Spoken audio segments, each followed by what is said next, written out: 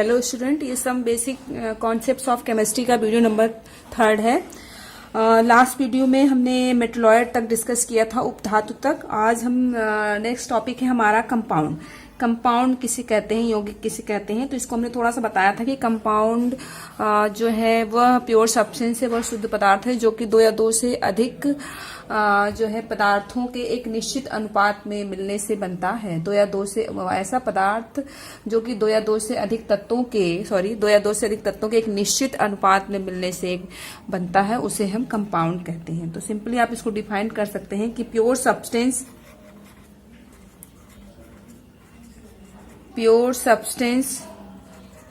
which is formed by combination of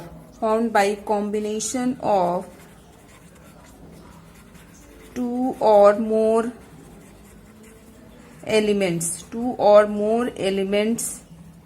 in a definite proportion। definite का मतलब निश्चित अनुपात, निश्चित proportion का मतलब होता है अनुपात, निश्चित अनुपात में definite proportion by mass is called compound या are called compound। तो कंपाउंड क्या है, यौगिक क्या होता है? तो कंपाउंड जो है वह शुद्ध पदार्थ है। सिंपली कह सकते हैं कंपाउंड जो है वो प्योर सब्सटेंस है जो कि 2 या 2 से अधिक तत्वों के 2 या 2 से अधिक एलिमेंट्स के एक डेफिनेट प्रोपोर्शन में निश्चित अनुपात में मिलने से बनता है, उसे हम कंपाउंड कहते हैं। एग्जाम्पल जैसे है हमारे पास carbon dioxide, water, ammonia, methane etcetera, ये सारे आपके क्या हैं, कंपाउंड्स हैं। जैसे कि इसमें देखेंगे कार्बन डाइऑक्साइड में 2 एलिमेंट हैं, कार्बन और ऑक्सीजन। तो इसमें कार्बन 1 है और ऑक्सीजन जो है आपका 2 है। क्लियर? तो कार्बन डाइऑक्साइड का फॉर्मूला CO2 ही होगा। यदि CO हुआ तो कार्बन मोनोऑक्साइड हो जाएगा, कार्बन डाइऑक्साइड नहीं होगा। कहने का मतलब ये है कि प्रत्येक कंपाउंड में जो एलिमेंट्स होते हैं वो एक निश्चित अनुपात में होते हैं। यदि कंपाउंड बदलता है तो उसके फॉर्मूले भी चेंज हो जाते हैं। क्लियर? नेक्स्ट टॉपिक है हमारा मिक्सचर। मिक्सचर किसे कहते हैं? मिक्सचर किसे कहते हैं? मिश्रण जिसे कह रहे हैं। तो मिक्सचर क्या है? ये प्योर सब्सटेंस है, शुद्ध पदार्थ नहीं है। ये शुद्ध पदार्थ 2 थे, प्योर सब्सटेंस, एलिमेंट और कंपाउंड। तो मिक्सचर की बात करें तो मिक्सचर क्या होता है? The substance which is formed by combination of two or more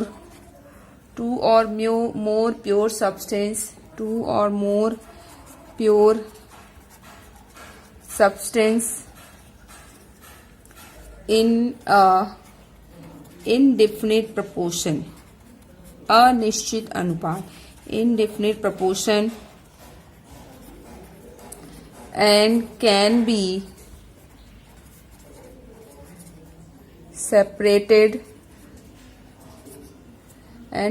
separated into constituent compounds by some physical method, कुछ भौतिक विधियों द्वारा। तो मिक्सचर क्या होता है, मिश्रण किसे कहते हैं? तो मिक्सचर जो है वह पदार्थ है, वह सब्सटेंस है जो कि 2 या 2 से अधिक शुद्ध पदार्थों के एक अनिश्चित अनुपात में मिलने से बनता है, और जिसे हम किसी फिजिकल मेथड के द्वारा जो उसमें 2 या 2 से अधिक पदार्थ मिले हुए हैं उनको हम उनके घटक को अलग कर सकते हैं। क्लियर? तो सिंपली हम अगर कंपाउंड और मिक्सचर में डिफरेंस देखें तो हम देखेंगे कंपाउंड क्या होता है। कंपाउंड वो शुद्ध पदार्थ है जिसमें कि वो प्योर सब्सटेंस जिसमें 2 या 2 से अधिक एलिमेंट एक निश्चित अनुपात में मिलते हैं तो कंपाउंड बनता है।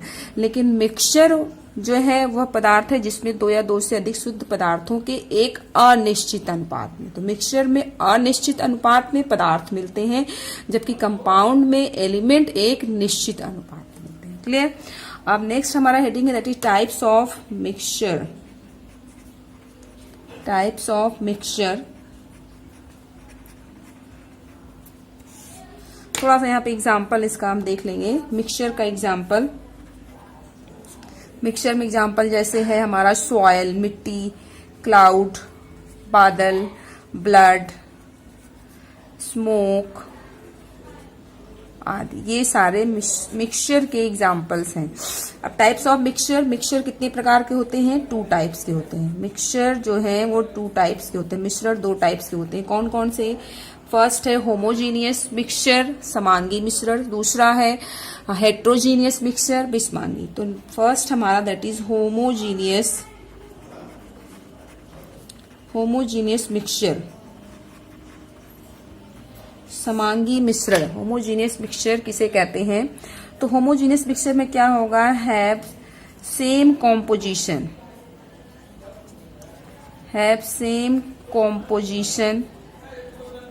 Through out.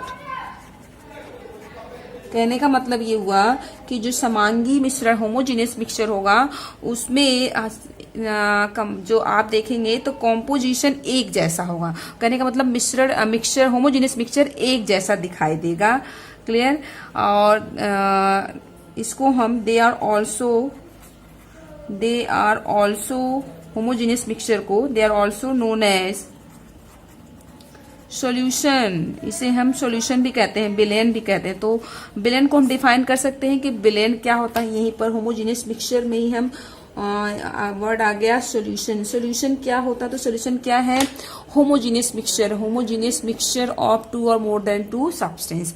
2 या 2 से अधिक पदार्थों के समांगी मिश्रण को हम सॉल्यूशन कहते हैं। तो सिंपली आप इसको डिफाइन कर सकते हैं कि homogeneous mixture of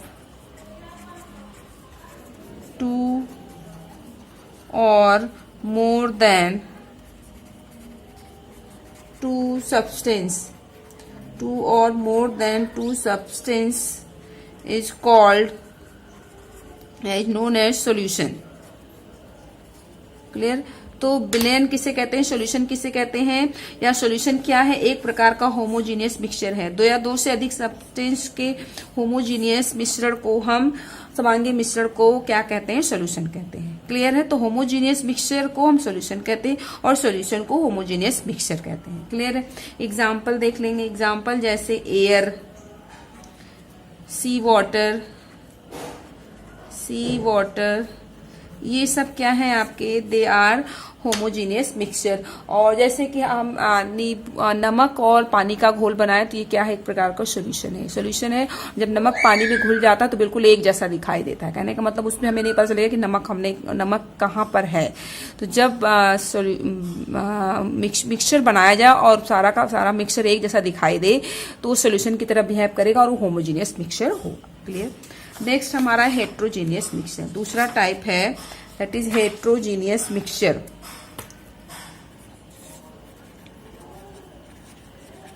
heterogeneous mixture, विषमांगी मिश्रण। तो हेट्रोजीनियस मिक्सचर किसे कहते हैं? Do not have same composition throughout. कहने का मतलब ये है कि जो हेट्रोजीनियस मिक्सचर होता है उसका कॉम्पोजिशन एक जैसा नहीं होता है। क्लियर है। जैसे एग्जाम्पल मतलब एक जैसा दिखाई नहीं देता है, अलग दिखाई देंगे। जैसे सैंड, बालू है, और सैंड एंड वाटर, पानी में बालू डाल दें तो देखेंगे बालू अलग दिखाई देगा, रेत अलग दिखाई देगी और पानी अलग, मतलब घुलते नहीं हैं, आपस में मिलते नहीं हैं। इसके अलावा मड, कीचड़, कीचड़ में भी आप देखेंगे कि पानी है, उसमें मिट्टी है और छोटे छोटे उसमें और भी पार्टिकल्स कण होंगे, बालू भी होगा, तो वो सब अलग अलग दिखाई देंगे, उनको अलग अलग हम कर सकते हैं।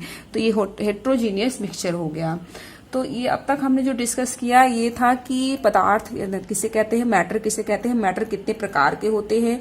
तो हमने अब तक डिस्कस किया मैटर, एलिमेंट, एलिमेंट में भी मेटल, मेटलॉयड, नॉन मेटल, फिर कंपाउंड, उसके बाद मिक्सचर, मिक्सचर में होमोजीनियस मिक्सचर और हेट्रोजीनियस मिक्सचर।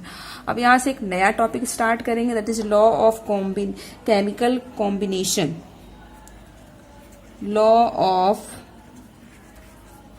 केमिकल कॉम्बिनेशन कहने का सिंपल सा मतलब ये है कि लॉ ऑफ केमिकल कॉम्बिनेशन क्या बताता है, या लॉ ऑफ केमिकल कॉम्बिनेशन की आवश्यकता क्यों पड़ी। इसी को कहते हैं रासायनिक संयोजन के नियम। रासायनिक संयोजन के नियम, लॉ ऑफ केमिकल कॉम्बिनेशन। तो रासायनिक संयोजन का नियम या लॉ ऑफ केमिकल कॉम्बिनेशन क्या बताता है कि क्यों जो है किस तरीके से एलिमेंट्स के एटम आपस में कंबाइन कर रहे हैं, कंपाउंड बना रहे हैं, किस रेशियो में बना रहे हैं, किस तरीके से बना रहे हैं और क्या हो रहा है। इन सब चीजों को हम इस पे देखते हैं कि किस तरीके से एलिमेंट्स आपस में कंबाइंड करके जो है डिफरेंट टाइप्स के कंपाउंड्स बना रहे हैं। तो लॉ ऑफ केमिकल कॉम्बिनेशन में ढेर सारे लॉ है, रासायनिक संयोजन के नियम जो है ढेर सारे हैं। तो कौन कौन 4-5 नियम है उसको हम डिस्कस करेंगे वन बाय वन। तो फर्स्ट है हमारा law of conservation of mass. Law of conservation of mass, law of conservation of mass या इसी को बोलते हैं द्रव्यमान संरक्षण का नियम। Law of conservation of mass यानी द्रव्यमान संरक्षण का नियम। तो सिंपल सा मतलब है नियम से ये कि मास कंजर्व रहेगा, मास संरक्षित रहेगा। मतलब वो नियम जिसमें कि जो है कंपाउंड का जो द्रव्यमान है वो बदलता नहीं है, मास चेंज नहीं होगा, हर हालत में मास जो है वो सुरक्षित रहेगा, कांस्टेंट रहेगा। क्लियर। तो सबसे पहले इसको प्रपोज किसने किया था, इसको दिया किसने है, तो डिस्कवर्ड बाई लॉ ऑफ, आपको लॉ ऑफ केमिकल कॉम्बिनेशन रासायनिक संयोजन के नियम में क्या याद करना है, सबसे पहले कि किस लॉ को किसने दिया है और वो लॉ क्या बताता है और साथ में उसके कुछ एग्जाम्पल, बस इतना याद रखना है। तो डिस्कवर्ड बाई इसको किसने दिया, एमबी लोमोनोसाव ने दिया। तो law of conservation of mass, द्रव्यमान संरक्षण के नियम को एमबी लोमोनोसाव ने प्रपोज किया, इसको दिया था सबसे पहले। अब देखेंगे इस लॉ में क्या कहा गया है, द्रव्यमान संरक्षण के नियम के अकॉर्डिंग क्या होता है। तो according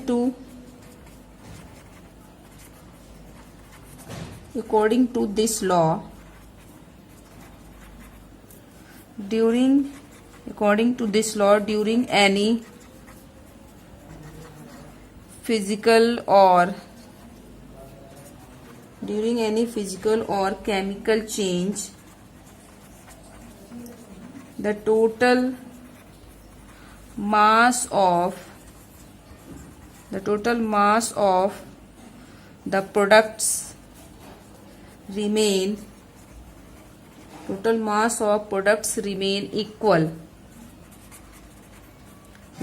equal to the total mass of the reactant। तो देखेंगे सिंपली ये क्या डिफाइन कर रहा है। लॉ ऑफ कंजर्वेशन मास के अनुसार, इसके अकॉर्डिंग ये होता है कि कोई भी फिजिकल या केमिकल चेंज हो, लेकिन जो प्रोडक्ट का मास होता है वो रिएक्टेंट के मास के इक्वल होता है। सिंपली हम इसको कह सकते हैं, डिफाइन कर सकते हैं कि इतना लंबा चौड़ा ना लिख करके हम सिंपली डिफाइन कर सकते हैं कि इस लॉ के अनुसार जो मास है, mass of reactant is equal to mass of product. Simply हम इसको डिफाइन कर सकते हैं कि जो है अभिकारक का जो मास होता है वो उत्पाद के मास के बराबर होता है। किसी भी रिएक्शन में जो रिएक्टेंट का मास होगा और जो बने हुए प्रोडक्ट हैं उनका मास आपस में बराबर होगा। जैसे एग्जाम्पल से हम इसको देखते हैं। हमने एक सिंपल सा एग्जांपल, एक रिएक्शन ले लिया, कैल्शियम कार्बोनेट को यदि हम हीट करते हैं तो ये कैल्शियम ऑक्साइड में और कार्बन डाइऑक्साइड में कन्वर्ट हो जाता है। अब हम मॉलिक्यूलर मास निकाल लेंगे सिंपली। तो कैल्शियम को देखेंगे, कैल्शियम का कितना होता है एटॉमिक वेट जो है, एटॉमिक मास कितना होता है 40 होता है, कार्बन का 12 होता है, और 40 + 12 इसको यदि ऐड करें तो 40 + 12 कार्बन का 40 कैल्शियम का 40 कार्बन का 12 हो गया। ऑक्सीजन का 16 होता है तो 3 का हम मल्टीप्लाई कर देंगे 16 × 3 तो कितना आ जाएगा 48। तो टोटल कितना आ गया 100। इसको हम सिंपली मान लें कि कैल्शियम कार्बोनेट का मास जो है वो यदि 100 हो गया, 100 यूनिट इसका मास हो गया, तो इसको हम मान ले रहे हैं कि 100 ग्राम इसका मास हो गया। इसका जो मॉलिक्यूलर मास निकाला उसको हम ग्राम में मान ले रहे हैं, तो इसका मास हो गया 100 ग्राम। तो कैल्शियम ऑक्साइड को देखें तो कैल्शियम ऑक्साइड का 40, ऑक्सीजन का 16, तो ये कितना हो जाएगा 56। क्लियर? कहने का मतलब कैल्शियम कार्बोनेट यहाँ पर क्या है, सिंपली पहले इसको देखें, ये क्या है रिएक्टेंट, कैल्शियम कार्बोनेट रिएक्टेंट है और ये दोनों क्या है आपके प्रोडक्ट हैं। तो हमने क्या कहा कि रिएक्टेंट का मास प्रोडक्ट के मास के बराबर होना चाहिए। अब कैल्शियम ऑक्साइड का 56 हो गया और कार्बन डाइऑक्साइड का कितना है आपका ये 12 और ये आपका हो जाएगा 32, जो ऐड कर लेंगे तो 44। अब इन दोनों को ऐड कर लीजिए 56 + 44 तो कितना आ जाएगा देखिए 100 ग्राम। तो आप देख रहे हैं कि रिएक्टेंट का मास प्रोडक्ट के मास के बराबर है।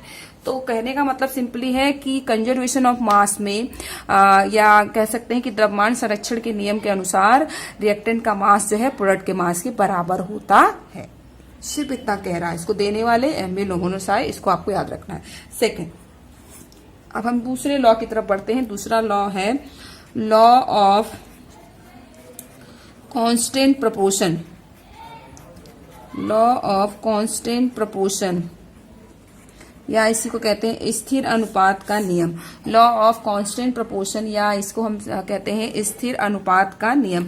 तो लॉ ऑफ कांस्टेंट प्रोपोर्शन को किसने दिया था, डिस्कवर्ड बाय J.L. प्राउस्ट। तो लॉ ऑफ कांस्टेंट प्रोपोर्शन को J.L. प्राउस्ट ने दिया था।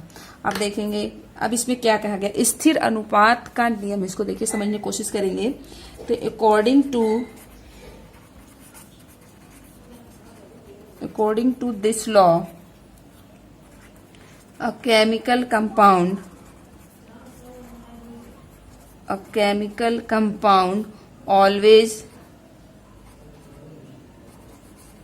always contain same elements combined together in same proportion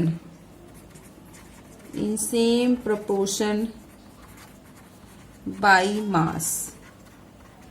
देखिए क्या कह रहा है, कांस्टेंट प्रोपोर्शन स्थिर अनुपात के नियम के अकॉर्डिंग, या स्थिर अनुपात का मतलब क्या होता है, स्थिर अनुपात कांस्टेंट प्रोपोर्शन कहने का मतलब किसी भी कंपाउंड में जो भी एलिमेंट उपस्थित है उनका प्रोपोर्शन, उनका रेशियो, उनका अनुपात हमेशा स्थिर होगा।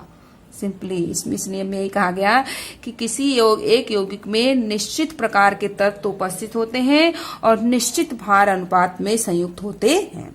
तो किसी भी एक यौगिक में एक निश्चित प्रकार के तत्व होंगे, वो बदलते नहीं है। किसी एक कंपाउंड का एक निश्चित फॉर्मूला होगा, क्योंकि एक निश्चित प्रकार के तत्व आपस में, एक निश्चित प्रकार के एलिमेंट आपस में मिलते हैं और उनका एक निश्चित भार अनुपात होता है। जैसे एग्जाम्पल,